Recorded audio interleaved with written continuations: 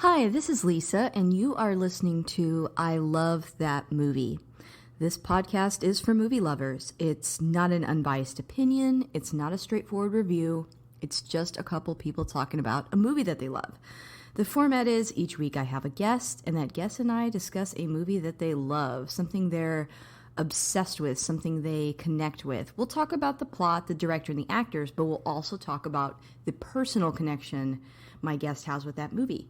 So if that sounds like something you want to listen to, keep listening.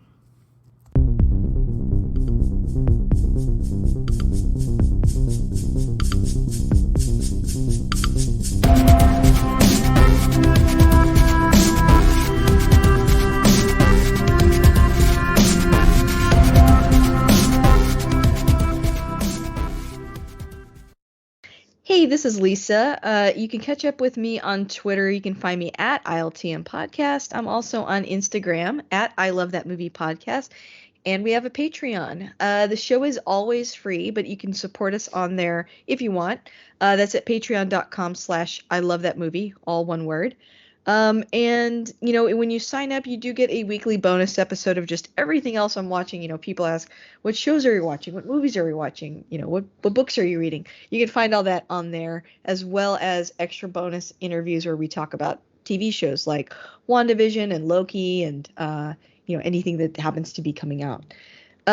So I do want to take a moment to thank my top patrons, and they are Chris Balga, Jeff Widman, Philip Barker, Michael Cross. Thank you guys so much for keeping the lights on. And if you like what you heard today, please subscribe and rate the show. It does help new listeners find us.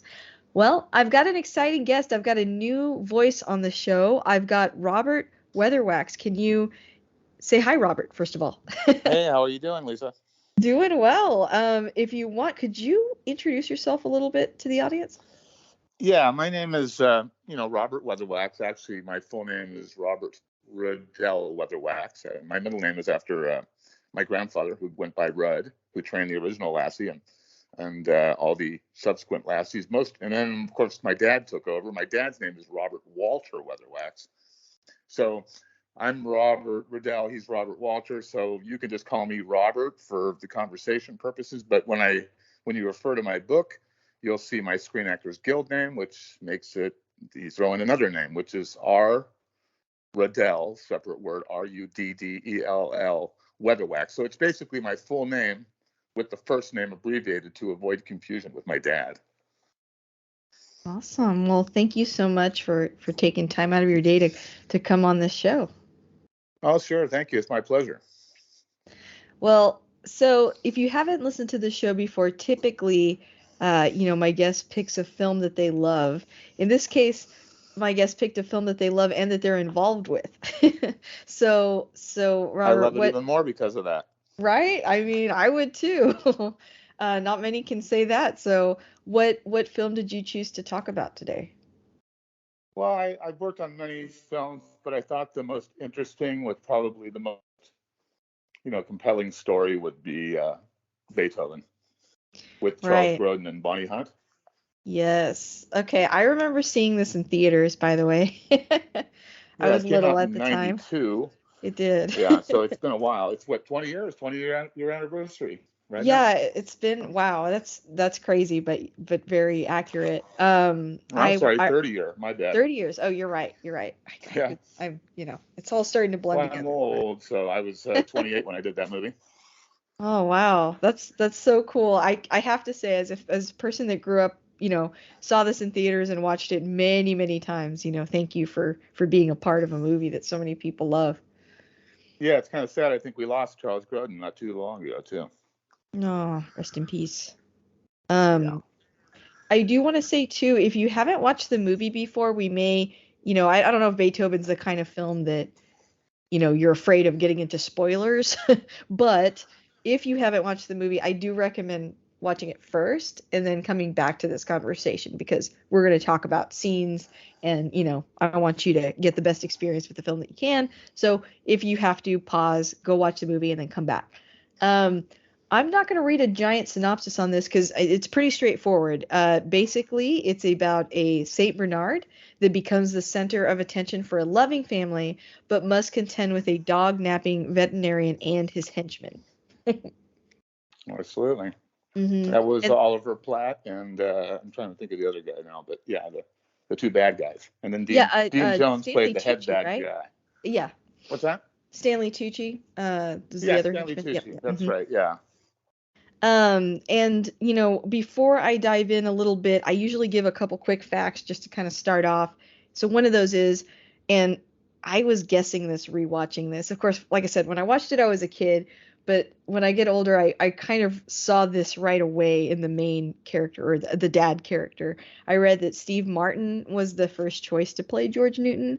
Also, John Candy, Danny DeVito, Bill Murray, Dan Aykroyd, Jeff Goldblum, Rick Moranis, and Robin Williams were later considered for the part. But to me, this was like a Steve Martin part. Like not knowing a whole lot about Charles Grodin as an actor, I was like, I see Steve Martin here.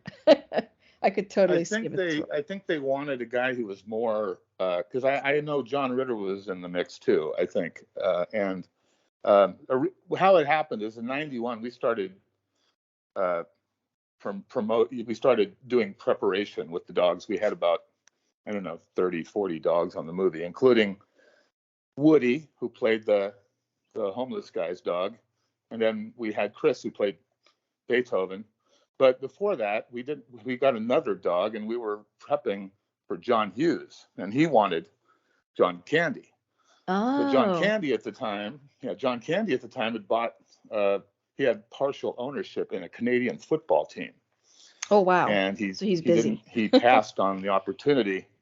Hmm. And when John Hughes couldn't get Candy, he dropped the script and gave it to Ivan Reitman. Wow. And Ivan Reitman, I I was always told that it was down to at the final call, it was down to John Ritter and Charles Grodin. But I Hmm. believe that John Ritter was not chosen because the dogs liked him too much. That he was actually too qualified, but because he was supposed to be a contentious relationship between Right. him and the dog. So I think they wanted somebody who was more dry and didn't quite have such a connection with the dogs initially. Yeah, that makes sense because it does sort of feel like the whole movie has sort of like a almost like a National Lampoon's Vacation frustration vibe going on. And, Yeah, it was, and it Charles Grodin was just so perturbed. Everybody else loved the dog, but Charles didn't want the dog. His character didn't want the dog. right, right. He sees the dog as almost like an obstacle to To a safe happiness, home. correct? Yeah, yeah. Mm-hmm. Yeah, he expresses that in the film. Um, Yeah. so this is a really positive thing, and I'm sure you're going to talk about this, but I read also that great care was, taken to make sure the animals that were acting in the film were not harmed, Oh, including a lot of absolutely. We trick always had the shots. humane. Yeah. Mm-hmm. Yeah. Sorry. A lot of oh no, Yeah. you're fine. There was, a lot of trick shots, multiple cuts, a mechanical dog, which I looked for after I read that, in order to achieve certain scenes. And Mm-hmm. that's really good because not every movie can say that, and that's always really positive, when they We also used the put the animal. snorkel cam, which was they what they did is they installed on the robotic dog and that they used for certain scenes. They installed a camera on the dog on the robot's head so that it looked down the nose. And it was called a snorkel cam. Oh, okay, That's what it's they just the called it. dog POV. Yeah, exactly. Yeah, that's cute. So yeah, you mentioned this already, but that John Hughes was involved. I guess he's kind of credited as Edmond Dantes, which is a pseudonym for the Count of Monte Cristo character in that. Mm-hmm. Um, and it's one of the only films that he's written that takes place out of Illinois, which I noticed that too. I was like, this is Pasadena, or it looked like Pasadena anyway. Well, John Hughes picked always when I worked on Dennis the Menace, which was another John Hughes movie I worked on. He filmed in Evanston. He always liked to film in Oh, Evanston, in Illinois. This time, because John Hughes didn't end up doing it, that he forfeited the script because he couldn't get the actor he wanted. And there were some other reasons I'm not really sure of, but I know the biggest contributing factor was not being able to get Candy. yeah. But it ended up when Ivan Reitman took over, then they filmed it all in L.A. So it was all Mhm. filmed in L.A. Got and it it, was got hot. it. I remember how hot it was. Yeah, it gets hot there. And this movie's directed by Brian Levant, which, we actually Yep. talked about one of his films earlier or for Christmas, Jingle All the Way. So, Oh yeah, yeah. He does a lot of comedies. Yeah. Well, so this, we kind of talked about this a little bit before we started recording, but you kind of wanted to go a little bit in a different direction because you're more behind the scenes of the film. Are there like certain scenes or things that you want to talk about in regards to this film first? Well, we prepped initially with the dog. We got a Saint Bernard that Carl Miller. He was the head trainer on the movie. I worked for him, and also Glenn Garner trained the little Jack Russell. Those are the two main characters: Woody, who played the Jack Russell, and then Chris, who eventually ended up playing Beethoven. But we had gotten another Saint Bernard when we were prepping for John Hughes, and this dog was a physical specimen. The only problem was that he was dangerous. He had been kept in the backyard, never really was around people much. Oh no. And I don't know if it was a reminder thing or something that the dog had recognized in my voice, but he particularly did not like me. Oh no. And yeah, and Carl, and of course, being that there was going to be a male character working with him, and Carl said, "Well, I don't know if I can use this dog. He's a walking lawsuit." So he put me in a full attack suit, and he had me work with the dog. And each time I had him on leash, and each time I'd turn or say anything to the dog would attack me. Of course, I was protected, but we kept thinking that if this dog attacked me enough times, we could fix it, and then he would get along harmoniously with anybody else. But didn't turn out to be the case. So we had to replace that dog.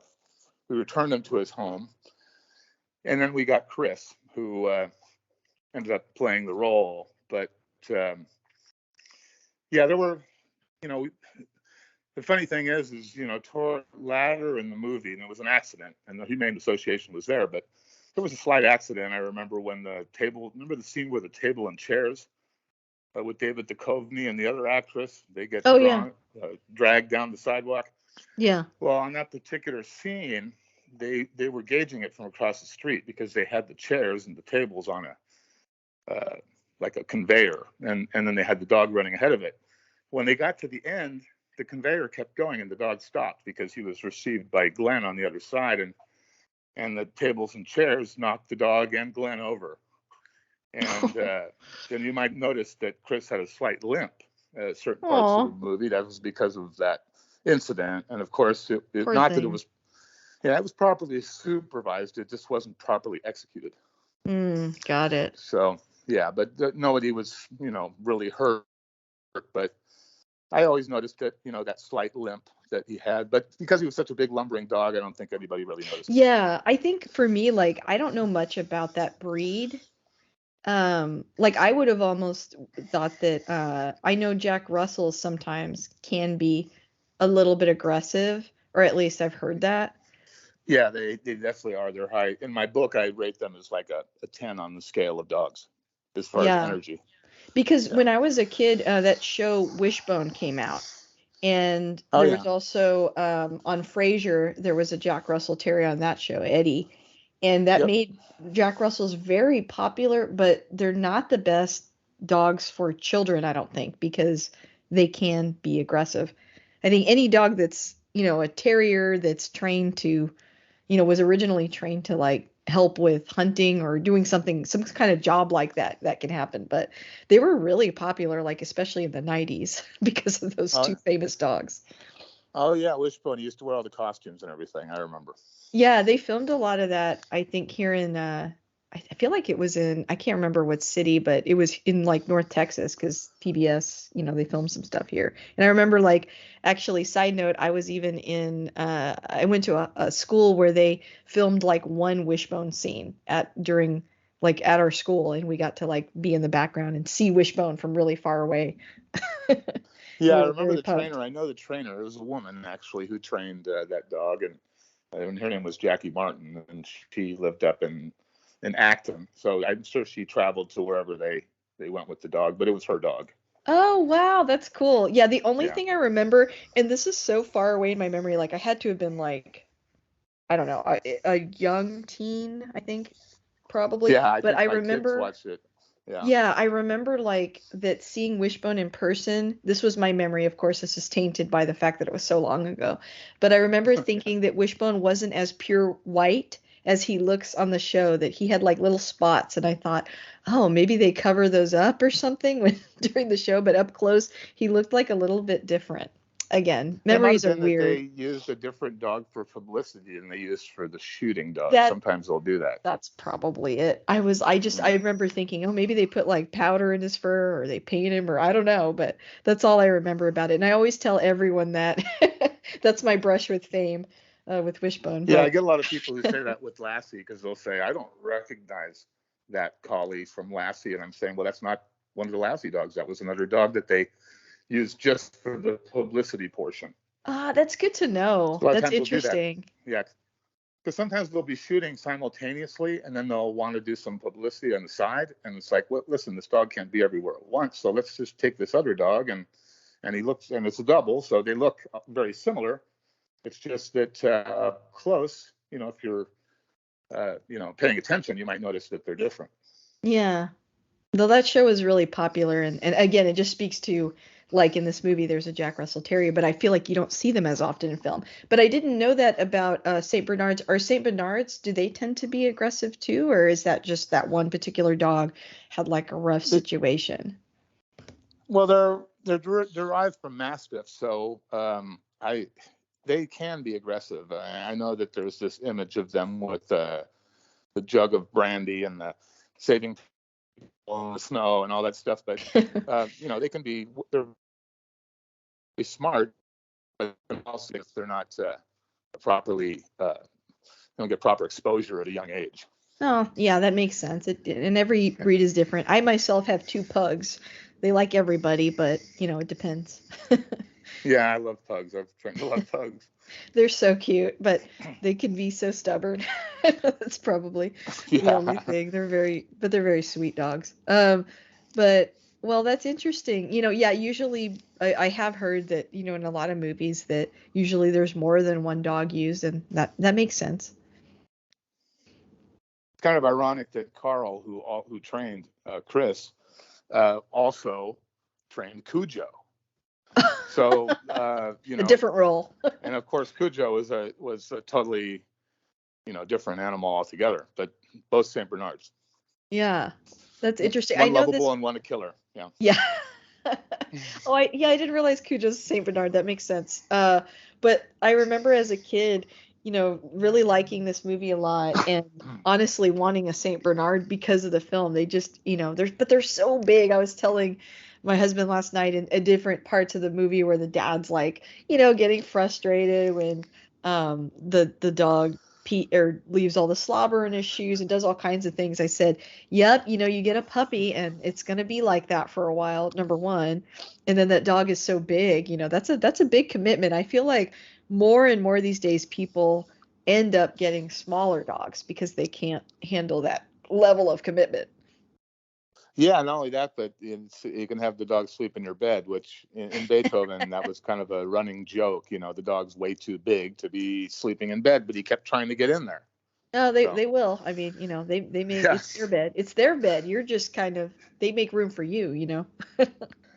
Yeah, a lot of people will get a dog in my private training practice and they'll say, oh, he's just a little guy right now and he's going to be huge, but what do you think about me having him sleeping in my bed? And then when he gets real big, I won't let him do it anymore. I'm like, well, that's not a good idea. He either sleeps No, in the he'll be bed devastated. forever or he doesn't sleep in the bed at all.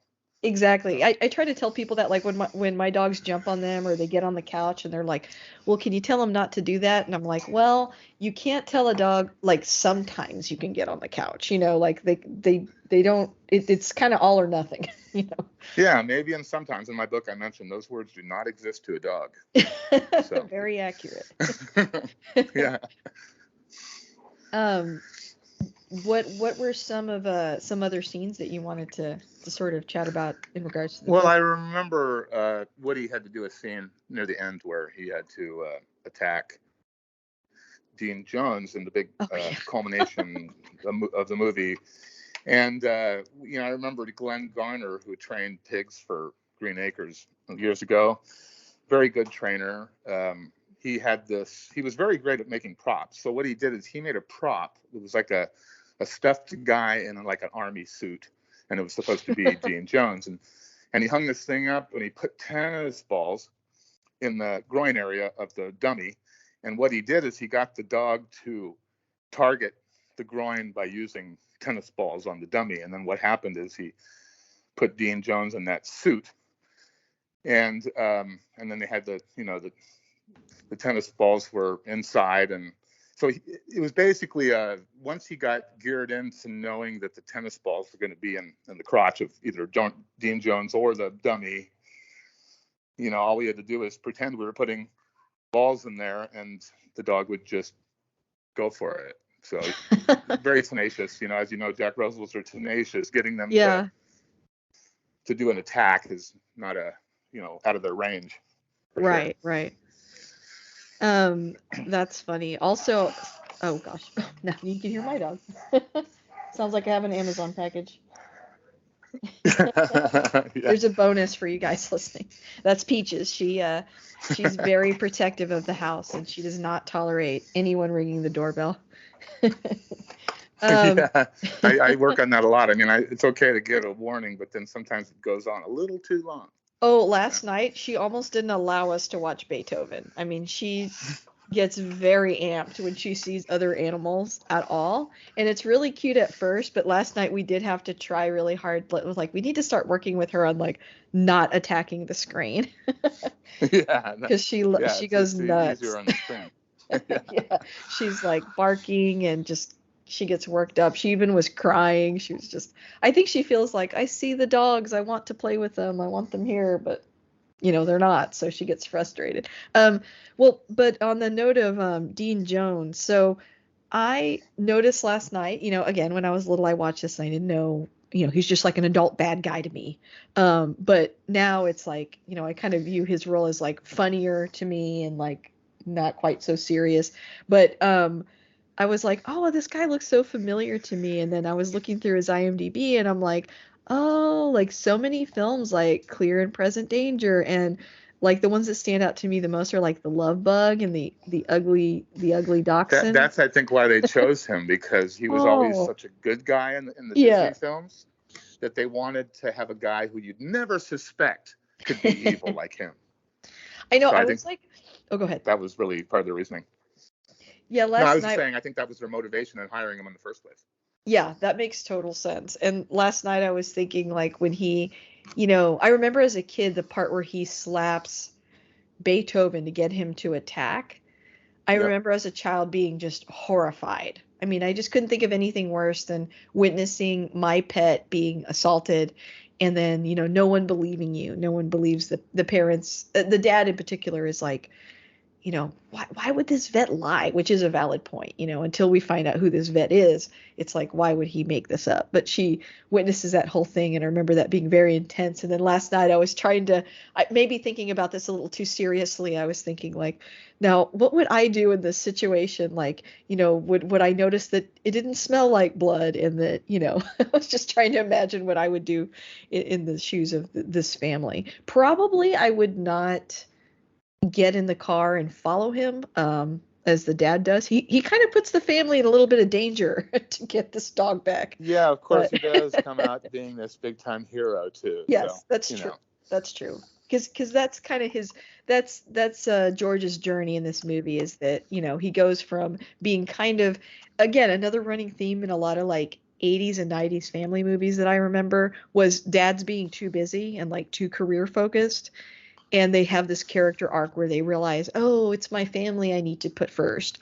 And part of that is he gets to be a big hero in the end, which is heartwarming. Yeah, and I think Bonnie was, her character, the mother, was kind of like, oh, George, I've never seen you so sexy, or whatever, something like that. She's like, so she was really enjoying his machismo. She loved it. I read about the two of them too. Bonnie Hunt does a great job in this movie as well. And I had read that, she's only like 29 in this movie, and he's like 56, and the little fact on IMDb is like nothing's mentioned about the age difference, which I feel like at this time in Hollywood, age differences, especially on screen with parents, that is never addressed, number one. But number two, I didn't really think they looked that far apart in age. I was actually surprised to read that, and maybe some of that is she's got the 90s mom. They kind of make her look a little I Yeah. think they made her hair kind of conservative, made her hairstyle kind of not 20ish, a Yeah, little she more looked more mature. mature. Yeah. Hmm. And I think I they probably did a lot to make Charles look younger too. Yeah, he So, looked good. Like when I read that, I was like, oh, I thought he was younger here. So, you know, kudos there. They did a yeah, good well, job. yeah. I mean, when you get up in the 30s and 40s, it's like, who cares? I mean, how many actors are out there in their 20s playing high school kids? You know, Exactly. Right. yeah, Yeah. And it's like also feel like the more that we get on these days, ages aren't really super important anyway. But yeah. Um for me, I was watching this again last night and really, really enjoyed watching it again. It had been a very long time. So it's fun like going back and seeing it and seeing how many stars are in this. You mentioned earlier David Duchovny, who I yeah. really David he Duchovny was, and I'm trying to think of the actress, but she was on a TV show, and I'm trying to think of what TV show it was. I don't think it was Everybody Loves Raymond or something like that. It was a sitcom she used to be on. Oh, okay. Her name escapes me right now. I think Patricia Um, Heaton, is that right? yeah, Patricia Yeah. Heaton. Hmm. That's right. She looked Yeah. a little bit familiar, but I couldn't place her. I know that there's one of their sons, the one that plays Ted. He was on Hmm. like was it Family Matters or not Family Matters, sorry. What was it? Let me look. Step by Step, that's what I was trying to say. Oh yeah, yeah. Oh yeah. That was. Because right away I was like, man, I remember seeing that kid a lot. And so when I read it, he was on Step by Step, I was like, that's where I'm remembering him from, for sure.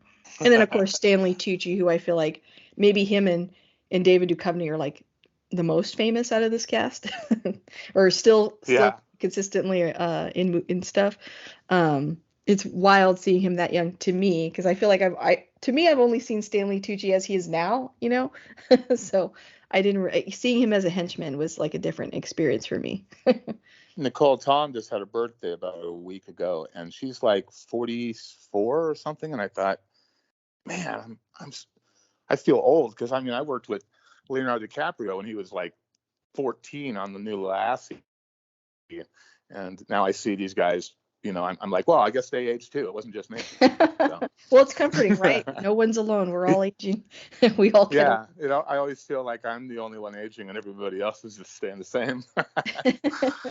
Yeah, you mentioned Nicole Tom, that she was another person. As I was watching this with my husband last night, and he was like, "Man, he's like, I recognize her." He's like, "I know she was in a bunch of stuff too."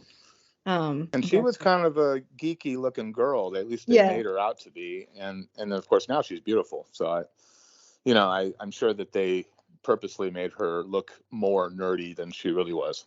they seem to make all the kids, or at least her and Ted, very nerdy. Like they're getting picked on Yeah, at school, and like the boy's not interested in Reese, and really the dog helps turn that around for them, which is funny. exactly. Oh Yeah. yeah, especially for both of them actually. Yeah. Yeah, she helps, the dog helps her with Mark, uh, and helps Right, and then Ted. and helps him with fights with the bullies.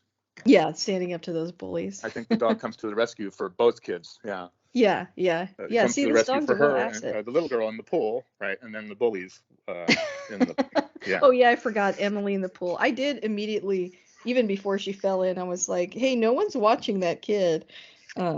Luckily Beethoven was there. That's where they used a lot of the robot, the animatronics in the Oh, pool. really? Okay. And you'll notice that too, because when he's got the girl and he's swimming, it looks like his hair isn't real hair. I mean, maybe I just Mm. don't. It's just something you don't really train your eye to. I see stuff in movies, and you're just getting into the movie. You don't think about the details. But I know that it looked a little strange the way that the water was beating on the robotronic dog. So not the same as it would with a regular dog, obviously. Got it. Yeah, I noticed also like when there's that funny scene where the dad thinks that his wife is like licking his ear, but it's the dog. And Yeah, there's a scene where the dog's like in the bed and I can kind of tell it's not the dog for a little bit. But it's very subtle.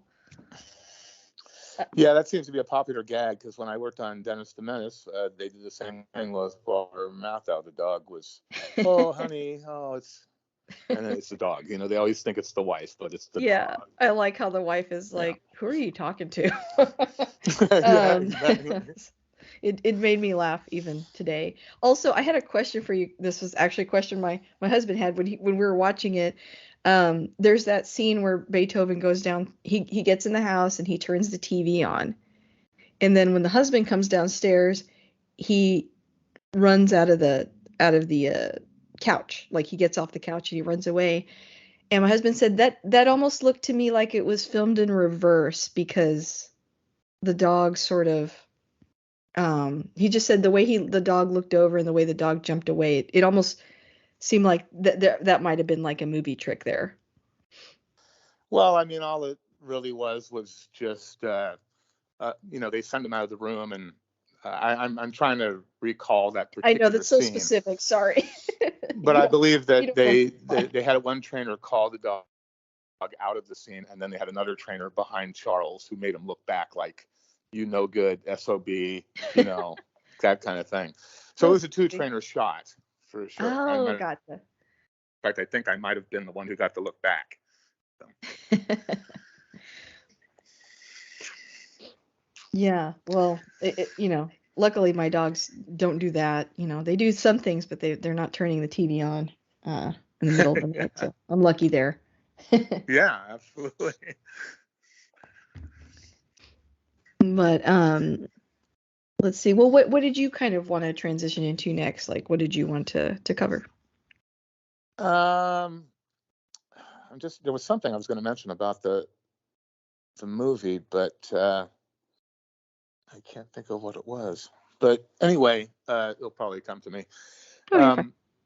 Yeah, so and I ended up working on the second movie as well, just prepping puppies for Beethoven's second. But I always felt like the first movie was, definitely the best. It always seems to go downhill after that. Yeah, there's And quite a few in the franchise I saw. I didn't realize that.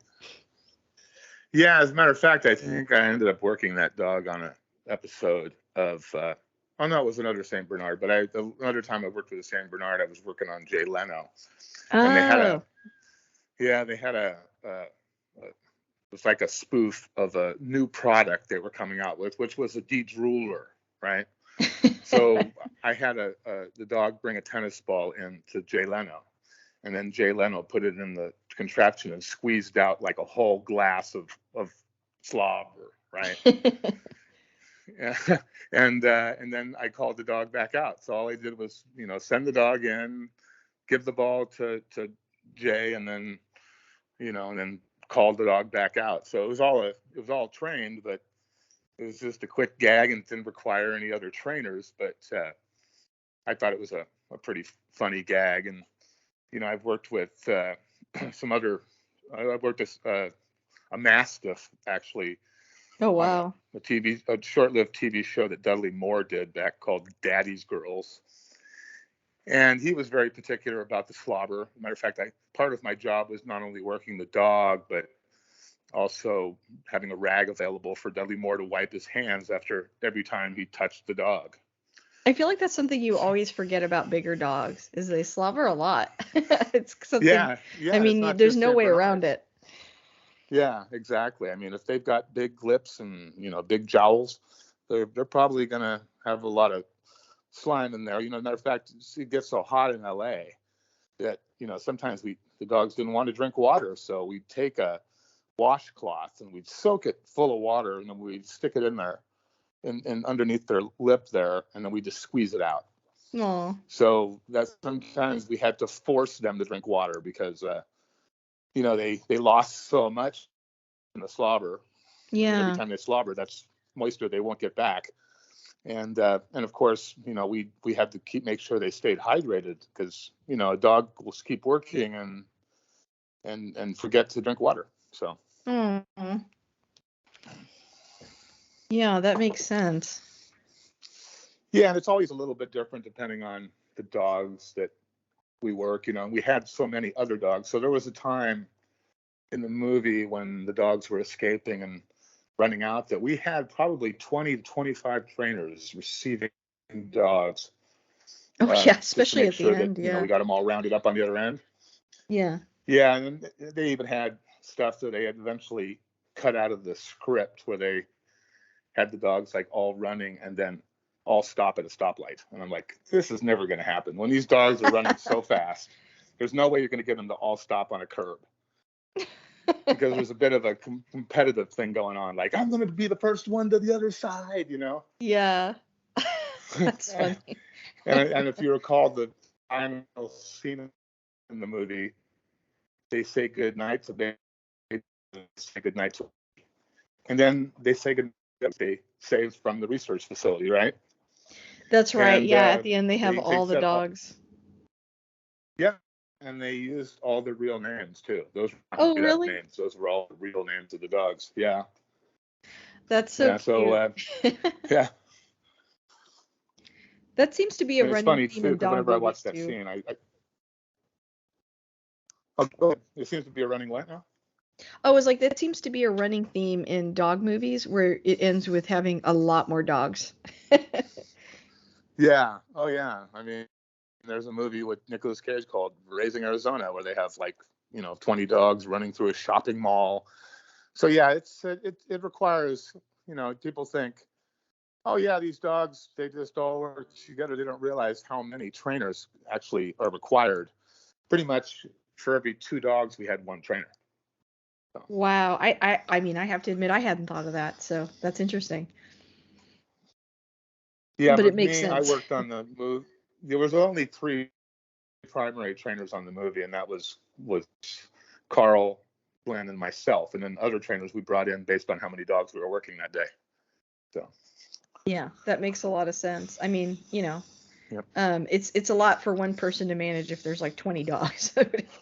You would definitely want some Yeah, help. absolutely. And I know that I was kind of struggling with that name thing because of my dad. So there's sometimes you look on my IMDB page and you see it's R. Riddell Weatherwax because as an actor, I was always R. Riddell Weatherwax because I did some acting in a few things, but we kind of moonlighted a little bit. But then you'll see all the dogs things that'll say credited as Robert Jr. or credited as Robert R. or credited as Bob Jr. So there's so many names I've had to use over the years. I must have, I think, 4 aliases. Oh, And of interesting. course, the reason being is because my dad and my grandfather are so famous that it makes me kind of like an afterthought. So that's my dilemma. I'm sure that there's a lot of people who read my book that's coming out and think that it's probably my dad. They just didn't know. I mean, who is this guy? There's another one. So Well, yeah. I will say when you read your father's, like Wikipedia or IMDb, it definitely mentions you as, under his Oh, children. actually, that's my grandfather's Oh, is mentioning that your my grandpa? dad, but my Oh, dad never mentions me. Yeah. oh my gosh. Yeah, my dad, I think my dad always had a dream. He used to tell me that, when I die, Lassie dies, blah, blah, blah. A little bit of that stuff. Like, Uh, I'm going to be the last person who works with Lassie. And that was always his thing from day one. But I think he did that as kind of like a challenge, like, prove to me that you're worthy of working with Lassie. So, a lot of times I ended up working for other people because my dad put so much, uh, you know, so much personal stuff into what we were doing that I wasn't trying to compete with my dad. I just wanted to learn from him, and my book tells a lot about my dad and Carl and all these people that I've been influenced by as a trainer and as a person. So it really is kind of a journey. I'm sure you haven't read the book, but it does talk about a lot of these people that I'm talking about with you.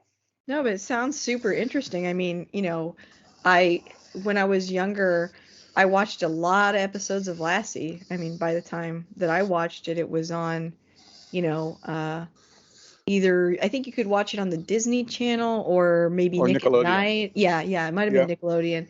And in reruns, and I watched a ton of that as well as like Flipper. So I watched a lot of shows that I think predated me, but they were in syndication, and so I could still watch them. I don't know if I watched a lot of the newer Lassie, but I remember that, and I also remember, wasn't there also a movie, like a newer movie in the Yeah, 90s or there was one 2000? in there's a couple. The last Mm. one that our family did was in '95, and that was Best Friends Are Forever, and that was done in Virginia in the Blue Ridge Mountains mostly. And after that, we didn't do the later movies. There was another movie done, I believe, in 2001 that was done after we were no longer the picture. It was done by a company called Birds and Animals Unlimited, and one of the trainers, one of the headers, was also mentioned in my book, a guy named William Briscoe, who was working as a freelance trainer in England doing that movie. But then they came out with another one about 2 years ago Oh, that was really? done by it was done by a German trainer or something. Oh, okay. So, Yeah, I had so read that like yeah, MGM. there's Lassie, but it's not us anymore doing it. I see. Yeah, because I had read that MGM owned the rights, but then your family obtained them, and so for Yeah, because 17 MGM years. owed. Yeah, my grandfather was owed money by MGM, Oh, wow. and after they completed the movies in '51, they said, "Well, it was a nice ride, but Lassie's done." So my grandfather did not believe Lassie was done. So he said, "Well, forget about the money you owe me. Just give me the name." And I'm sure that they all went in the back room and laughed, thinking, "This crazy old guy wants this name. It's worthless." But he took it in lieu of what they owed him, and then of course, the rest is history. Yeah, that's wow. Honestly, that's like sort of ahead of his time in that arena, owning the rights to the Yeah, and character. and you see in movies too. You'll see my credits, you'll see Carl's, you see everybody's credits in the movie. But in TV back in those days, they never had credits Oh, for dog really? trainers. Oh, that's Yeah, messed so up. That's not yeah, good. but you'll notice on Lassie, the biggest credit at the end is my grandfather because he was very concerned about. I think that my grandfather cared nothing about the money, as opposed to my dad, who was all about the money. But I feel like Rudd really just wanted to see his name in lights. That's Yeah. really what he cared about. He wanted to be noticed. He wanted to be recognized for his skills. And my grandfather had a sixth grade education. Most of they all dropped out of school before they even hit junior high school, and they all had to learn how to do it, you know, on their own. There was really no Wow. schools or anything to teach trainers how to train dogs. But my grandfather was truly a pioneer. Yeah, I mean, there's so many jobs like that, I think, in filmmaking that we don't think about the same way. Like, there's not like I don't think there's like an Oscar for training or handling animals on set, but you just think like there probably should be, because it's There like, used to be. There oh, used there to be. used to be. Okay. Yeah, until 1983, there was an award called the Patsy Awards. And the Patsy Awards, Lassie's won numerous Patsy Awards. My Oh, dad cool. won a couple Patsy Awards, one for The Odd Couple, which is before your time probably, and also he Again, I won saw it in one for syndication. yeah, and then he also won one for a collie, another collie that was in a movie with John Wayne called Big Jake. Hmm. And my dad won a Patsy for that. My grandfather won a Patsy for Hondo, which was another John Wayne movie. So they didn't have Patsys when I got in the industry. I got in the industry in '86, and I was in the industry until the end of the '90s. And there were no Patsy Awards. They'd gone out of style just a few years before I came into the industry.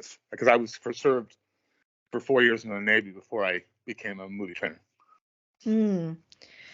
Well, that's disappointing. They should have, I mean, this year, and it's been like heatedly debated, and I tend to fall on the side of, receiving more and not taking away things. But, like the Oscars, they kind of have limited what they even air. Like some of the awards, are done off air now, and we don't get to see people accepting them. It's cut for time. And I'm like, I feel like that's like the one thing you shouldn't be cutting, is recognizing Well, I people that feel work like on they're doing stuff. it to themselves because some of these people talk so long when they get an Yeah, they award, do. and then other They try to people they play them don't. off, and then they don't. Yeah, Yeah. it's kind of like, duh, because that guy in front of me talked for 20 minutes, I only get to talk for 5. Yeah, that's a good So, point.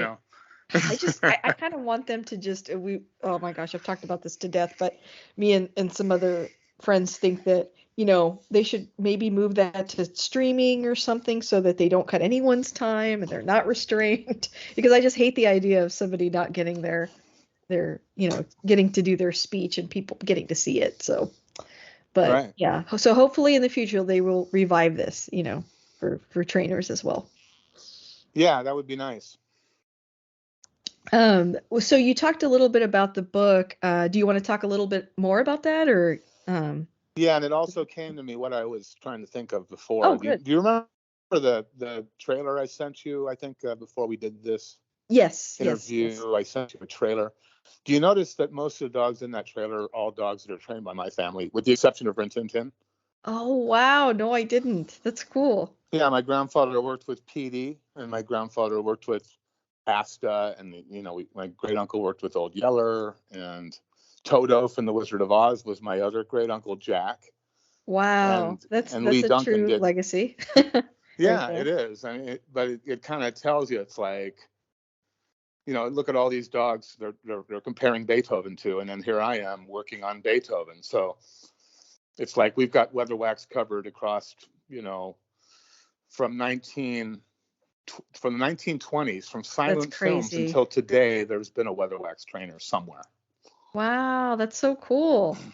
And I love dogs, so you're talking to a, movie lover and a dog lover. Yeah, yeah, well, it's a good combination because I feel like those were the golden years of dog training. I feel like now with CGI and animatronics, dogs aren't doing too much. Like, for Yeah. example, Call of the Wild. There was a Call of the Wild Oh, movie yeah, yeah. with Harrison Ford, and my great uncle did the original Call of the Wild. That was Jack Weatherwax, and he didn't use any animatronics. He had a dog doing everything, and Wow. I'm thinking that back in those days it was so much harder to do dogs because we didn't have all these contraptions, these ways to pull the dog out of the scene and use something else. The dog basically did everything. And I just think that it's a lot, people don't realize how much harder it was to make a dog movie back then. And I think that the quality and the authenticity of the dog movie suffers when they use, CGI or animatronics, because it always kind of makes it look a little cheesy, you know? Yeah, I skipped that movie because I did feel kind of weird about it. I was like, I guess it'd be fine maybe if I was a kid, but as an adult, I'm going to notice that he's just talking to a CG dog, and I'm going to be thinking, why couldn't they use a real dog? I'll be thinking like, I'd rather see a real dog, and we'll connect more with a real dog. But I also wonder, do you think some of that is because I know in the past few years there've been a couple incidences where there's been some backlash in people feeling like a dog in certain movies was put in a bad situation. I'm thinking of You're I don't know if it thinking was a of dog's a purpose. dog's Yes. purpose. Yeah, hmm yeah, And so I dog's wonder if that purpose. scared studios into going like, let's just not use a dog then. No, that you kind of hit it on the head. I think that's it. They're trying to, get a dog in the movie, but they're trying to keep the trainer out as much as possible because there has been abuse. And I know TMZ came out with that and about the dog swimming and all that stuff and being pushed over the ledge into a raging river. Yeah, that's And clearly I not a wrote good an idea. article. No, no, it's not a good idea at all. And I feel like, I'm actually, one of the stories I'm writing for the future beyond this training book is I have an action adventure story about a dog. And one thing I always think about when I'm writing a dog story is I think, can this be done?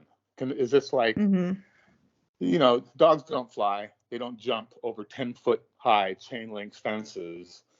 It has to be plausible. And my hmm grandfather always felt like Lassie would never be doing anything that a dog couldn't really do, like that your dog couldn't do. Right. Like I never So watched Lassie thinking, "Oh my gosh, this dog is in a lot of danger."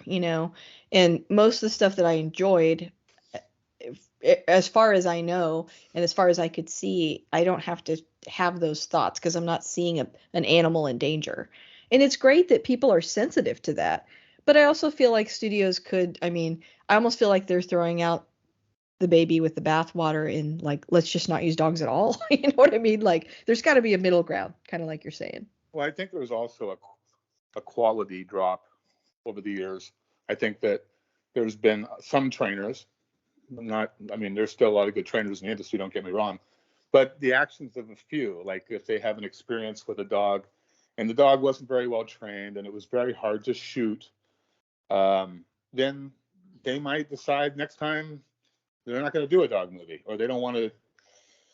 Maybe this director doesn't want to do a dog movie based on his recent experience, and I think that probably plays into a little bit. One guy does a bad job, and then the two other trainers that do a great job don't get the next job because of the job that was done the first time, and that happened with like Homeward Bound, because I worked on Homeward Bound 2, Lost in San Francisco, but the first Homeward Bound they did was done, and it took a long time to film it. It took months and months to get it done. So when they did another Homeward Bound movie, they didn't use the same company, and the same thing happened with A Dog's Purpose. After that happened, Birds and Animals Unlimited did not get to do the next movie, which was, what was the second movie?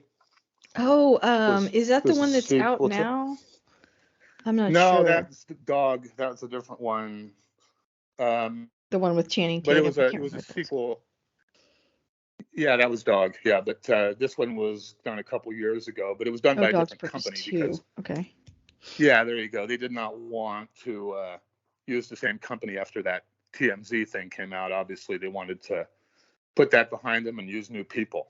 So, yeah, and I can understand them doing that. It's tough because, after people see that, then they don't want to watch the movie.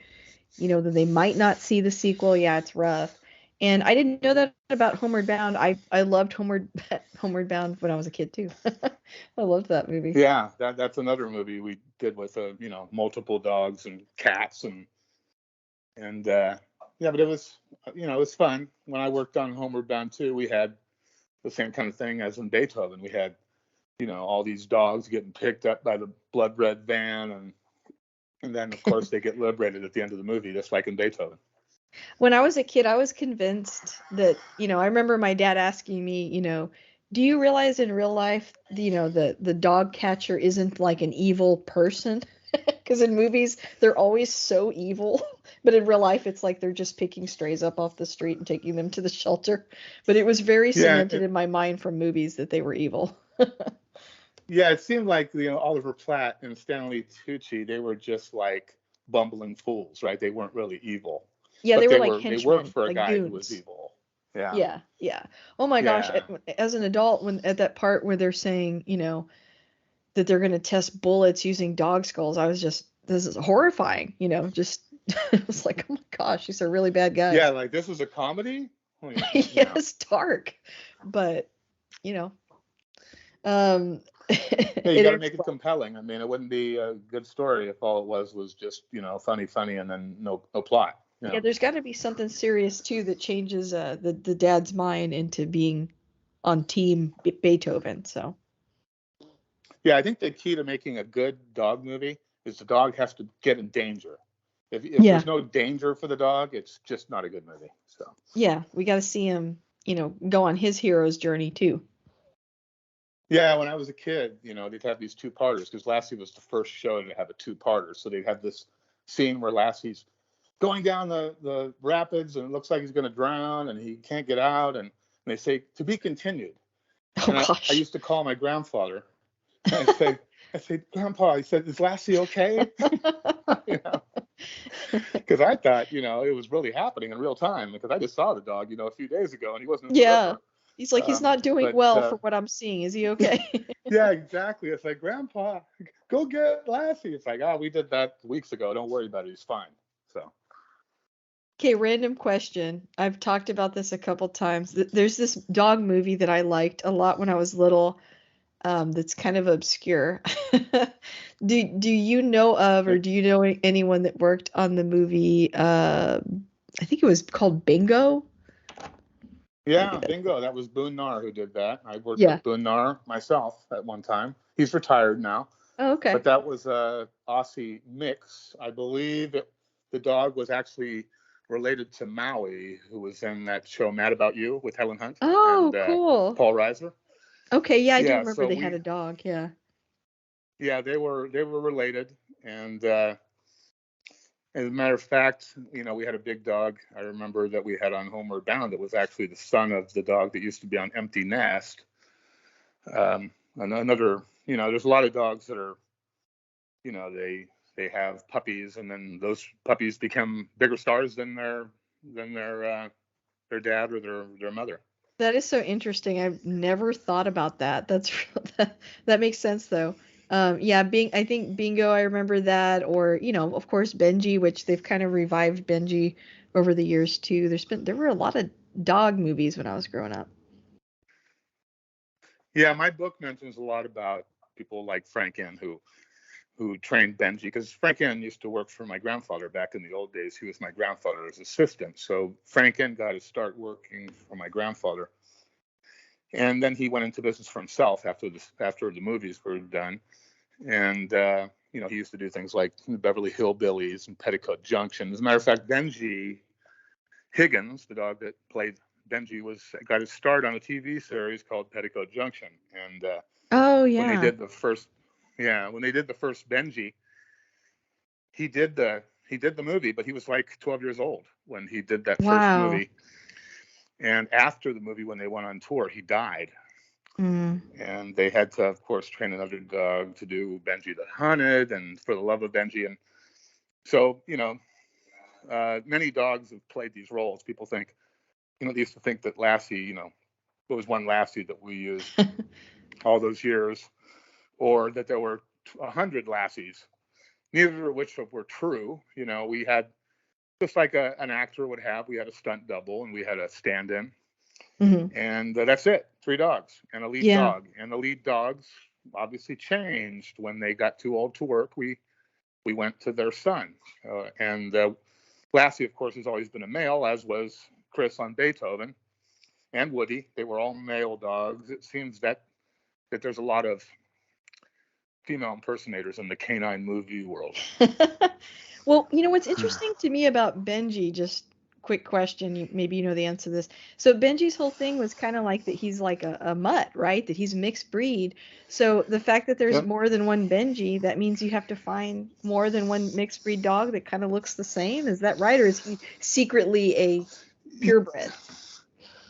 No, he was definitely a mutt, but I think what they did is they used some dogs that had different similarities to that dog. Like they got dogs like a Cairn Terrier, for example, or some kind of mutt. So they have to do a search for dogs that look remotely similar to the lead dog. So keep in mind that most of the time when we're using a double, they're far away, or they're running, that's true.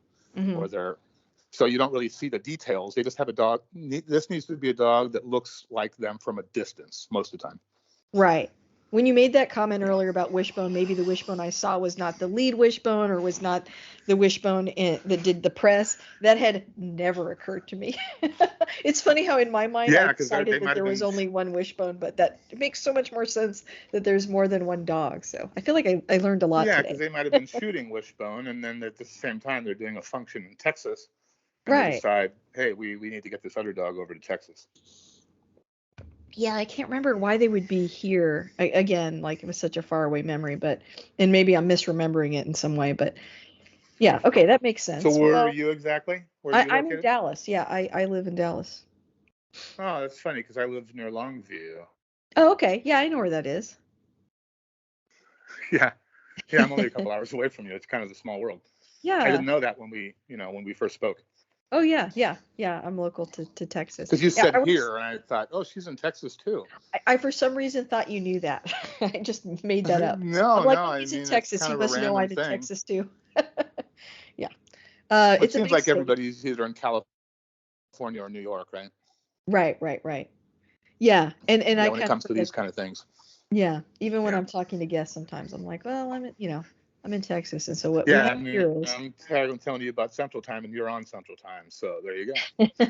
I always double check because I hate time zones. It's confusing, but yeah, especially when we do time changes, and certain states don't do it, like Arizona. Right. They throw everything off. Yeah. Well, so we've talked a little bit about your book. Where can we find your book? How do we get a copy of this? Well, obviously my book's been delayed by COVID a few times, and then finally came out in January. Okay. It was available, and it still is available through all the bookstores: Barnes and Noble, Books a Million, you name it, Walmart, Target, and Amazon. And of course, the thing that always kind of perplexed me is my book. It really isn't in the bookstores. I mean, there's some independent bookstores that have my book, and obviously it's doing quite well on Amazon. And but it's just I haven't seen it in any of the major bookstores, and it's I don't know if it's just shelf space. There's so many books coming out that got pushed back, like mine, and they don't have any room on the shelves for my book. But it's doing, like I say, it's doing well on Amazon, and you press price for it on Amazon. I think it's $26.99 to the bookstores, and it might be a little, but you can go to Walmart or Target on their website, and you can order the book cheaper than you can order it through the bookstores. And Amazon is offering it for $19.99, and I believe that the Kindle on Amazon is $16.99. So, and it was cheaper. My book was number one on Kindle, and then they raised the price so that it would be more competitive with the ones that were behind it. So now my book is doing better than the Kindle version. So, because it's so close in price, Mm-hmm. Well, But you can yeah. order it anywhere online. You just can't find it in a bookstore. And if you do, please tell me, because I'd love to know what bookstore actually has it. Well, and one more time, that's called Training Your Dog the Weatherwax Way, the complete guide to selecting, raising, and caring for your canine. Absolutely. I have a friend that has worked a lot with dogs. She was a police officer and then also studied and learned about working with dogs in the field, like search dogs and stuff like that. So I'm gonna have to tell her about this. I bet she'd be Yeah, interested. and yeah, she'll love the book, and not only that, but I think that my book is more of a psychology book on dogs. Understanding the ways that you can not just train your dog, but also manipulate your dog to do things that you want them to do, where it makes it seem like it's something they want to do. Because I Okay, always feel that would like, be good for my dogs because yeah, they like don't want to dogs are do what much I want them more. to do. They're not a fan.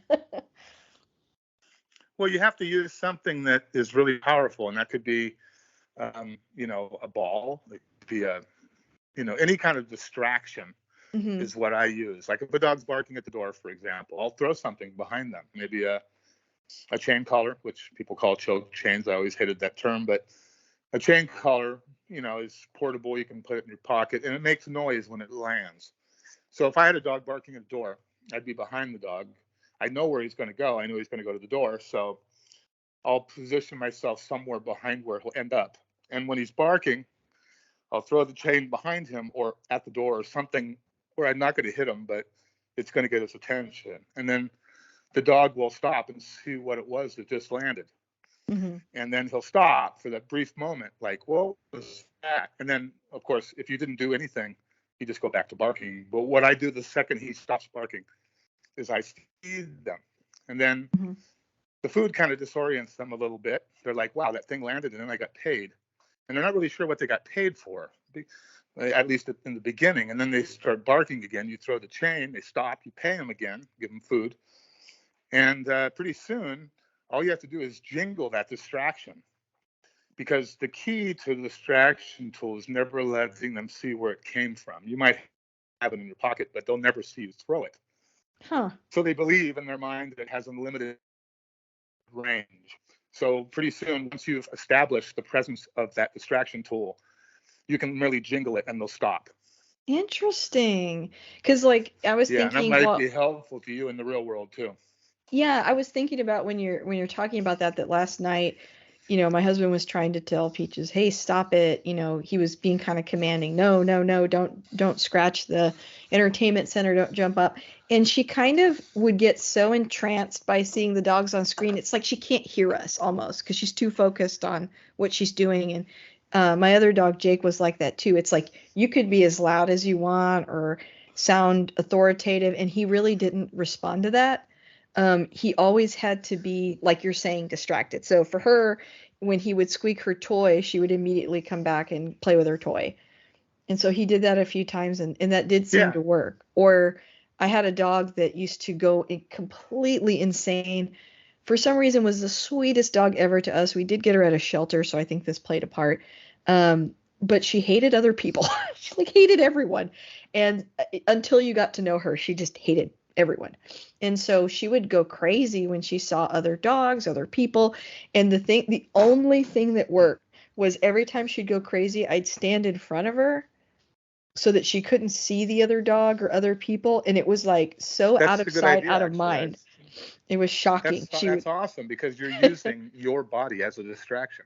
yeah, it's like I had read, just don't let them see what is making them go crazy. Just don't let them see it. So I would just stand in front of her, and I still do that to this day with both dogs. If they start going crazy, I get in front of them, I put my hand, over their eyes or have them look at me or something. And it's like truly out of sight, out of mind. A second later, they forget about it. And it's so much easier than, I mean, it's terrible to be like screaming at your dog, right? So it's like, you don't want to do that anyway, but it doesn't work. So I don't know that what you're saying Yeah, well, makes I don't know how sense. you do it because there's most of the time when you get in front of a dog, they look around your leg, they look around your body. So, but what I a lot of times will do is I'll kind of shove them with my leg because there's a lot of emotion attached to whenever you use your hands. So if you touch a dog with your hands, you're actually telling them you approve. A lot of people do that. They'll try to smother their dog with their hands or try to comfort them and tell them, it's okay, don't worry about that dog, it's not a big deal. And then their voice changes, right? So the dog knows what's going on. Your voice changed and you're acting all nervous. So apparently, whatever I'm doing here is really paying off for me because it's getting you all frazzled. Oh, that's a good And point. I think yeah, so if the dog's getting a reaction from you for something that they're doing that's bad, that's the payoff. What I try to do is I try to play down all the bad things, throw the distraction tool, give them a goodie, and then move on. I'm not going to like dwell on, I told you, don't not bark at that door, don't do that, because you're giving the dog exactly what they want. You're giving them attention that Yeah, maybe they're they weren't getting learning that it before. works. Yeah, Mm-hmm. that and also like they can't tell the difference. I mean, they don't speak our language, so they're not things that are obvious to us are not obvious to them. Like I even noticed, like let's say the dog is lunging and I'm trying to grab her or I'm like, no, get down. And so you kind of put your hand up, like, no, get down. It's like to us, if somebody did that to us, we'd be like, oh, so that person wants me to stop because they're putting their hands up and they're saying no. But to a dog, it's like they can't tell. Like touching them in any way is probably like petting them. They think, oh, this is going well, like you said. So that makes a lot of sense. Yeah, Like, exactly. It's like I'm barking, and then my dad's touching me with his hands, so he must like the fact I'm barking. yeah, But if yeah. you're using your leg, there's no emotional connotation to what you're doing. So I'll typically just shove their rear end a little bit with my foot, and then they'll look at me like, "What are you doing?" And I'll drop a goodie down to them. So every time they stop, there's that little moment of opportunity, which I call the bridge in my book. And that's the moment when you reward them for good behavior. And that good behavior may only last for a moment initially. And then over time, that good behavior lasts longer and longer and longer until you don't have to even worry about it anymore. Yeah. I know for our dogs, I one thing to know about pugs or that I've learned about them is that they're extremely motivated by food, like more than any other dog I've had. They think about food 24 hours a day. But it's also helpful because the treats, I mean, it really works. They they're very focused on that. So in some ways Oh, they can seem um, harder to work with because I think they get characterized sometimes as stubborn because they kind of like I don't know. I've had other dogs that like it felt like they right away were like, okay, I see what you want. I'm going to do that. But with pugs, they kind of don't do that. But they are very motivated by food, so that works so really then well. obviously you know that food's going to be a huge opportunity for them. So Yeah, we they want to like make sure that the food comes at times. It doesn't come for free. yeah, and It only comes comes like when they're making some kind of progress, right? yeah, yeah. I Now, need too to many work on people that feed their sometimes. dogs. A lot of people feed their dogs for being cute and doing things that it didn't require any effort on their part. And then when they do something truly meaningful, they don't say anything. And then the dog begins to realize that, hey, when I do something right, nobody says anything to me. And then when I do Oh. something wrong, everybody's talking to me. Oh, that's So interesting. that's kind of, it's a payoff for them. And we don't even realize we're giving them something. We're giving them an incentive to continue their bad behavior.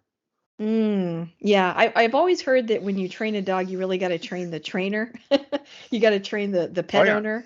So that makes a lot of sense because I think a lot of that's not Yeah, necessarily exactly. intuitive. My favorite part of the book is something called Talk, Touch, and Tone, which I call T, T, and T, which is basically, the things we do that send the wrong message to our dogs. If we're talking in a high voice or a low voice, typically when a dog's doing less, like stay or heel, you want to use a very low voice because you want them to continue doing what they're doing. You don't want to use a voice that would distract them. And they're Oh, already doing it right, so you don't need to motivate them. But if you're calling a dog, you want to use the high voice. You want to use that high, happy voice all the way until the dog is all the way to you. And then, anything else, like if you're using a happy voice for something like stay, they're going to break their stay. You have to use your voice according to what it calls for. If you want a dog to do less, then you use less voice. If you want a dog to do more, or instill some drive into what they're doing, then you're going to use voice. So your voice is kind of like the engine that gets your dog to go fast, but you don't want to use that high energetic voice when you're wanting the dog to do less, which is either stay or walk easy on a leash. So hmm voice does a lot to that. And then touch, we already talked about. And then, of course, the tone, because, so many people will, go baby talk their dog. yeah. Yeah. Oh, it's okay. Don't worry. He's not going to hurt you. And then all that time they're doing it. And the dog's looking at you thinking, why are you talking that way? This must be something that you like, Yeah, because I now your never voice is thought all about changed. that. Yeah, so they're reading, they're not sure what to make of the situation. Like initially when they see a dog, they're like, should I bark? What should I do? But a lot of times what we do is we give them the impetus to bark because we're like already saying something before the dog even did anything wrong. Yeah, or So acting what we're doing is tense. we're I actually think asking they them to, yeah. yeah, we're asking them to do the wrong thing by reacting to it ourselves.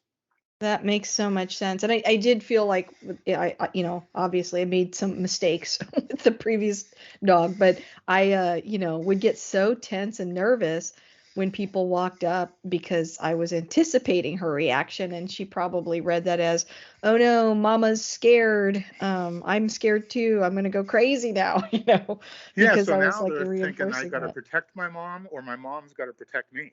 Yeah, yeah, and she was a very anxious dog. Like the whole time we had her, when we first picked her up, actually, I remember them telling us like, "Don't adopt her. She might bite you," which she never did.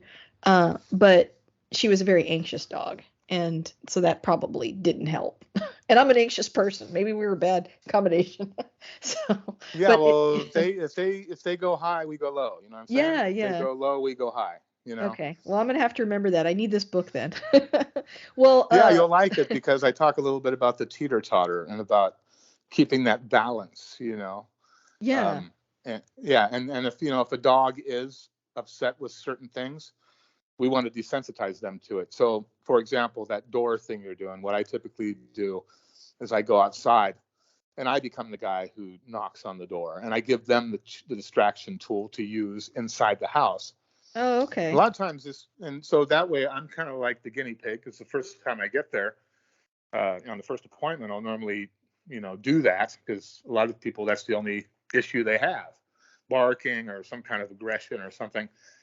So I found that, by being the guinea pig myself, they get the idea of how to use the distraction tool. And then I can just listen through the door and be like, oh, look, I knocked on the door and I heard the chain jingle, but the dog's not barking. So what's Hmm. happening is people inside are feeding the dog because they're quiet, which is what I told them to do. And they're only using the chain if the dog barks. So Huh. I kind of, you know, I can gauge it from outside the door. It's like, oh, the barking stopped. I'll walk in. So the dog's going to learn in that way that they want the person to come through the door. I mean, they do, but it's kind of like the roller coaster ride. It's like they kind of anticipate it, but at the same time, they're kind of scared. Yeah. So you want to you don't want to give them any reason to become excited. Yeah, that makes That so if much sense. I've never thought about that. I just let her do it because I thought, oh, she's a dog, dogs bark, and I kind of was like, no, it's okay if she does that. But I never thought about, ways to kind of de-escalate the situation. Because there have been times where I mean, everyone understands these days, but you're like on an important Zoom call or something, and she's going absolutely ballistic because somebody's at the door. So that that's good happens to all know. the time on Dr. Laura Schlesinger has a show. She still does. She's done for 40 years. She endorsed my book on Amazon, and she's a radio psychologist. And sometimes I'll be listening to her show, and she does it from her home. And in the middle of the show, caller's on and everything, and then her dogs start barking. Yeah. And she's like, "Oh well, yeah, I got somebody over here," but she just kind of plays it off and goes back to what she's doing. But yeah, it could be a little problematic when you're on a call and your dog starts barking. Or there are certain times of the day I'm like, it's, this time of the day, they eat at that time. I'm gonna have to put myself on mute because Yeah, they're exactly. that's another thing about them is they're super vocal when it's dinner time. They do like a little song and dance and they get very amped. Like I said, that Well, you motivation. must like it, or they wouldn't continue doing it. You must find it entertaining. Because a lot of times the Sometimes it's dog's entertaining. like, "Wow, I'm not getting the feedback I want. I guess I'll stop doing this." Well, But and, if and you, if you like smile and go, "Oh, that's so cute," that's true.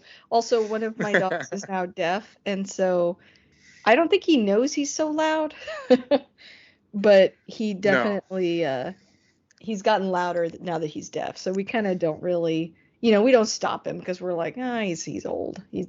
He's excited about his dinner. We'll let him have this thing.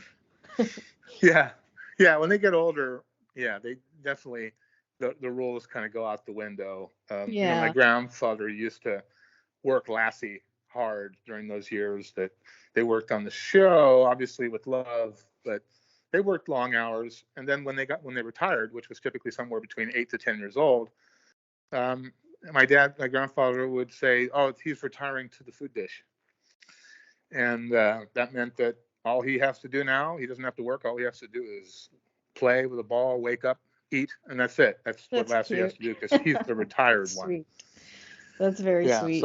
so they definitely were treated like kings, especially the ones that he'd call him the old man. He's like, there was Lassie and there was the old man. The old man, don't ask him to do anything. He's retired. Uh, this is the new Lassie now, and it was just a cycle that went on and on. There was always a working Lassie and an old man, which is typically the retired Lassie, and they worked on a different program. Hmm. That's very interesting. Well, I feel like I learned a lot today. So Robert, where can people find you? I know you plugged your book. Is there anywhere else that you wanted to plug? Well, I have a couple pages on Facebook. One's under Weatherwax Dog Training, which is the name of my company. I also have a thumbtack page, also under Robert Weatherwax as a dog trainer and behaviorist. And I do have I haven't set up a website as of yet because I'm kind of waiting until I get my second book. Because as a dog trainer, I've found in the past that when I used to give out my card at the park or whatever, my business card, or something, they'd lose the card and then they'd call my dad's website, the people who run his website, because the company is Weatherwax Trained Dogs. Oh, So I'm okay. Weatherwax Good Dog Training. distinction. He's Weatherwax. Yeah. So what I did is I said, I'm not going to do a website for dog training, at least not now, because it's going to create too much confusion. So I use Thumbtack for my dog training and of course networking here locally. And then I use Facebook and Instagram to get my name out because I have a page on Instagram, R. Riddell Weatherwax, and I have 3 pages, 2 public pages on 2 of them under Robert and the other one under Weatherwax dog training, and so that's pretty much how I've been doing it. And but it's a work in progress. The hardest part of doing a book is promoting it because the writing part came pretty easy for me, but getting everybody to know about it is a little bit harder. Understandable. Well, thank you so much for, taking some time out of your day to be on the show and to talk about, your career and what you love, your book, and also a great movie. Well, thank you. And you'll see a reference on the book to Beethoven, as well as a lot of the things that my family has done. And you'll also get a nice little dose of movie history when you open the book, because the first two chapters, the introduction and the first chapter, really talk about me and my background and how I came to where I am as a dog trainer, as in my journey. But my whole journey is throughout the book. I mean, there's a lot of people that I reference, my mentors. I learned this from him and I learned this from him. So a lot of the stuff in the book, I give a lot of the credit to other people. So I'm okay with that, because I feel like everyone who touches us changes us just a little bit, right? For sure. And by working with all these trainers, it made me a better trainer. Working with my dad, working with Carl, working with Boone, all of these people, they made a mark on me, and it made me a better trainer. And I feel like the best advice I can give people who want to become a dog trainer, whether it's for film or privately, is to watch other trainers train. That's what I did. I watched them and I watched them and I watched them. You can learn stuff in school, you can take classes, but really, you just got to watch somebody who knows how to do it, and that's how you learn. Very so cool. And there's a lot of that mentioned in my book. So you not only know what I know, but you know how I knew it, how I came to know it, and I wanted to make sure that everybody in the book didn't have to ask any questions, that pretty much every question had been answered before they even thought of it. Yeah. So that makes a lot of sense. Yeah, because that way, it's like, I wanted this book to be kind of a Bible. I'm hoping that it will be a Bible. Obviously, Caesar's books are, kind of like, the hottest thing around. But I wanted this book to be a book that people would look at for years and years and years, because I don't believe that it'll ever be out of date, even though a lot of people use shock collars and things today, use different tools, but I still believe in the old-fashioned, humane way of training, and that's all I've ever known. Yeah. Well, I advocate that as well. Yeah. I prefer that Yeah, as well. because I think people want that. And maybe in the old days, they didn't care so much about how the animals are treated, but I think that's very important today. Yes, 100%. They're family, A lot of people view their pets as family, so it's very important. Exactly. Well, thank you again, and hopefully I'll have you back soon. Maybe we can talk about another movie you worked on, or something along those whenever lines. you want to. I'd be glad to. If you ever have a dog movie come up on your page, somebody asks about it or something, let me know, and I'll let you know if I have some dirt on it. Sounds good. Well, thank you so much.